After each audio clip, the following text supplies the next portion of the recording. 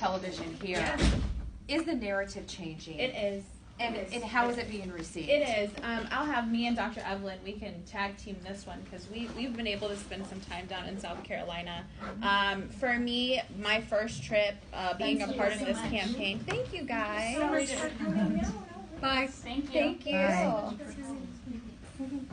Bye. My first trip on this campaign, when I came into this, so obviously Indiana's primary is all the way in May. So right now, a lot of the South Bend efforts and Indiana efforts, we're helping out with the early states and all of the states before us because we so badly know how important it is for Pete to be able to win.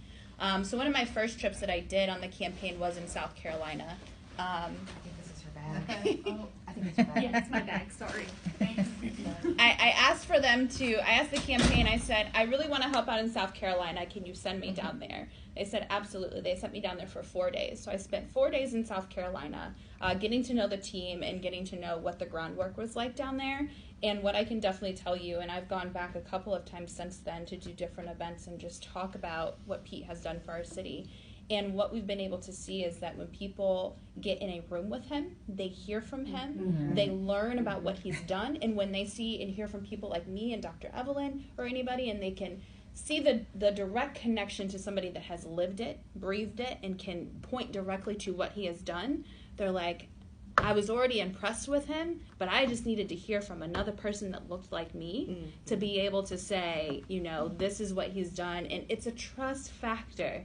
And that's what it has been for our community. It's being able to trust that, you can point directly to something and that you're going to be genuine and honest about it. And that's what's been happening, too. And we've also talked about this a couple of times, too, is he's so new to the game in national politics that getting him out there and getting the word and gaining that trust from Black voters and also being able to get them to hear him and see him, they want him in the community. We asked for that, too, in South Bend, and guess what? We held him accountable to when he showed up in our community. And we have been able to see the support being gained. But again, it's not the narrative. It's not the narrative that people want. They don't want it to be that he has the support of Black voters, that he had it at home, and that he can gain it across this country. But I've been able to see firsthand. I've had, people come up to me and say, I've always been impressed with him. I like how he sounds. His ideals are great. They align with me. I just want to be able to see him. And then we get him there, and we're able to seal the deal. So it's working. And Dr. Evelyn can talk about it directly. She was just down in South Carolina for MLK weekend. And she spent a lot of time and did her own personal swing on behalf of the campaign. Yeah, I started out in October, and I've been like 5 times. I had a full schedule in November, early December, but I had to get off the trail. I had a personal emergency back in the Caribbean. So I was booked almost every weekend. My audience there starts with the churches. The AME Zion Church, which of course is the church of Harriet Tubman, and the church of Frederick Douglass, of course Mayor Pete's Douglass Plan. So our very first visit was Mayor Pete himself, an audience of 800. You were there. Yep. That was our first trip together. Exactly. Yep. An audience of 800 undecided persons. But the key thing here was not only when Mayor Pete spoke, that he had them, but this is a church, so they based on their rules and policies, they can allow whoever wants to come. They have to allow them. Doesn't mean they have to agree with the message. However, here was the kicker for me that morning. The fact that when we walked out of there, we have one female bishop, Bishop Mildred Hines. She did not endorse him. She called him up to that altar, remember?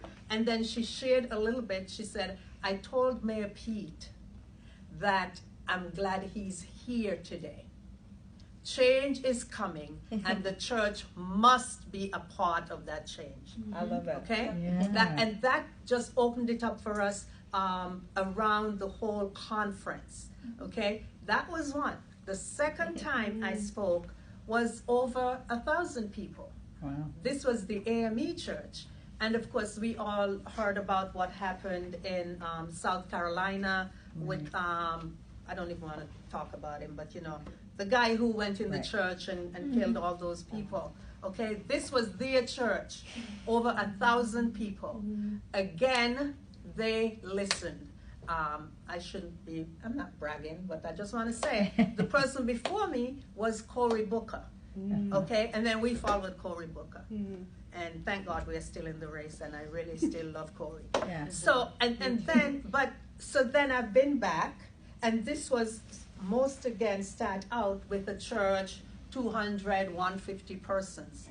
But the key is, once we, get to talk, they allow you to talk, you have that audience afterwards. So my thing is, as I speak, I'm looking around, so I know who to go, and I always have my buttons. So my point is, I'm yet to meet someone who says, either I love Mayor Pete, okay, who says rather, I don't want to hear from you. If they've never heard of him, they want to hear about him. MLK weekend was, again, very unique in itself, because I had an opportunity to actually do some canvassing. And one lady in particular, her name wasn't on the list, so we said hi, and she's like, who are you guys, what are you doing? So we went over and talked to her. By the time we were done, because I always have my buttons, by the way. The buttons is the closing the deal.